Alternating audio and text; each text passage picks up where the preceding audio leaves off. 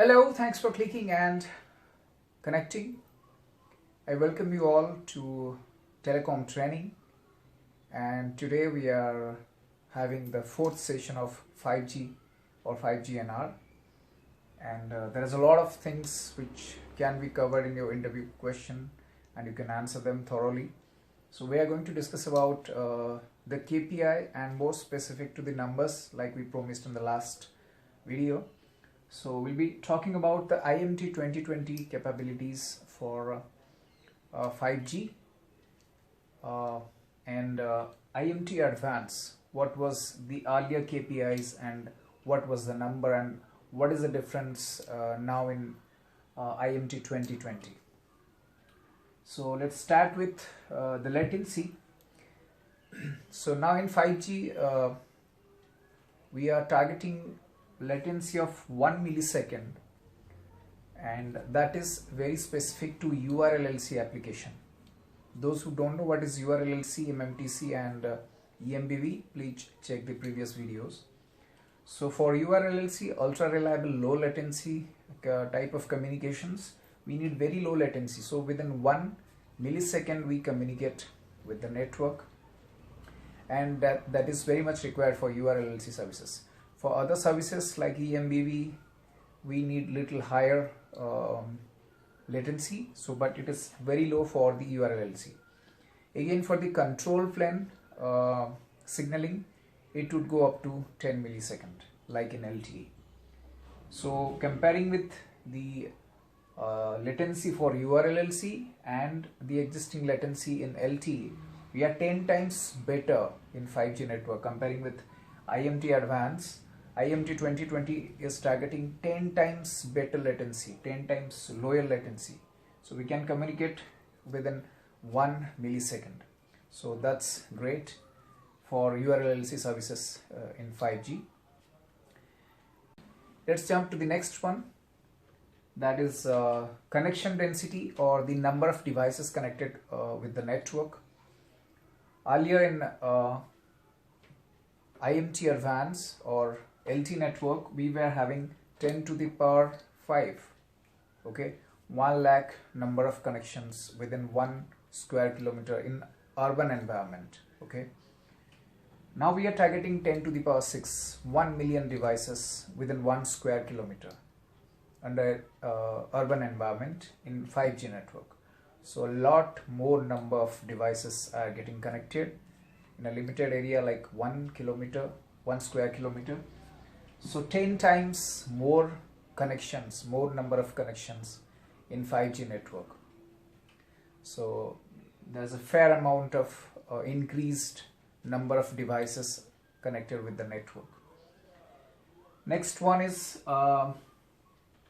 energy efficiency, or the network energy efficiency. So two things. One is network energy efficiency, which is 100 times better comparing with the IMT Advance or the 4G technology.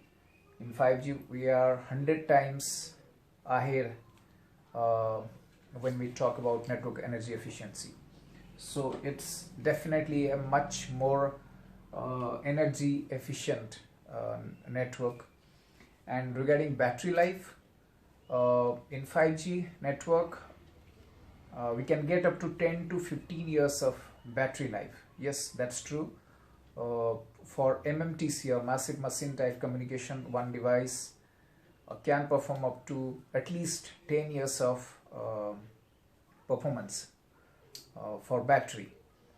Like if I want to give some example, like trackers, children trackers, or pet trackers, or we can say electric meters. So they need very low energy because they transmit once in a while, and that is also controlled by the network. So for those kind of devices we can get up to 10 to 15 years of battery life, which is much higher because in LT or IMT Advance we just talk about few days battery life in our devices, but in 5G we can expect a 10 to 15 years of battery life. The next one is area traffic capacity. That means per meter square what is the throughput that is targeted.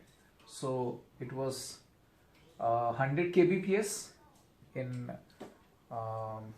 4G or IMT Advanced. Now IMT 2020 is targeting a 10 Mbps, 10 megabits per second per meter square. So per meter square we are getting a 10 Mbps of speed or data rates, which is very high because we have a lot of device. So naturally we need a lot of backhaul to support this kind of transmission, or or downlink or uplink throughput requirement.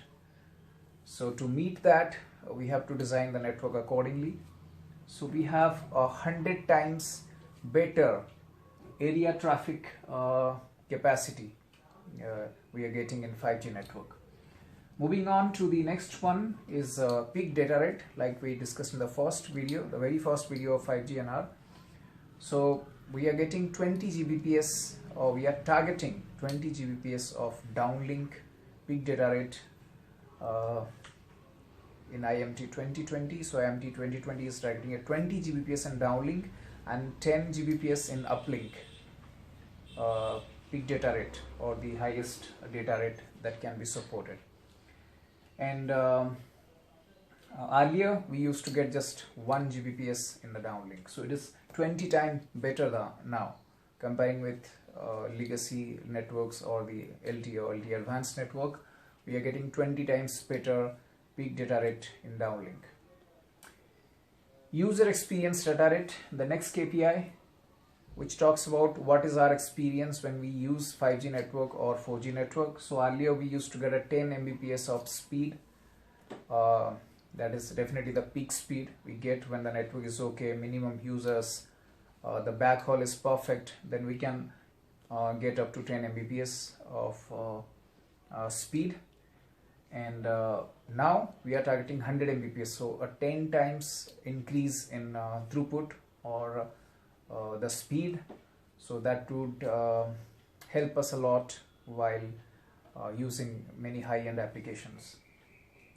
Now after user experience data rate, we have spectrum efficiency or the spectral efficiency, which is very higher comparing with our previous network or the IMT Advanced network.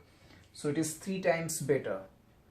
Now what exactly it offers? It offers IMT 2020 is targeting 30 bits per second per hertz in downlink and 15 bits per second per hertz in uplink. So that's the kind of spectral efficiency IMT 2020 is targeting to provide through 5G network.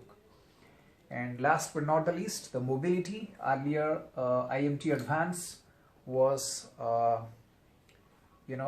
confined till 350 km/h mobility support. Now with IMT Advanced we are going up to 500 km/h. So that's all for today, and we covered all the 8 key performance indicators as per IMT 2020, and we have seen a comparison between IMT Advanced and IMT 2020, or the LT network and the 5G network. So in every area 5G is much better than 4G network. So let's hope for the best. Let's wait to experience the 5G network. Thank you so much for watching. Don't forget to share the video, and do hit the like button, and do give us some comments if you want to cover some specific areas of 5G NR or 5G network. Thank you so much for watching us today. We will be coming very soon with a new topic. Stay tuned. Take care. Bye-bye.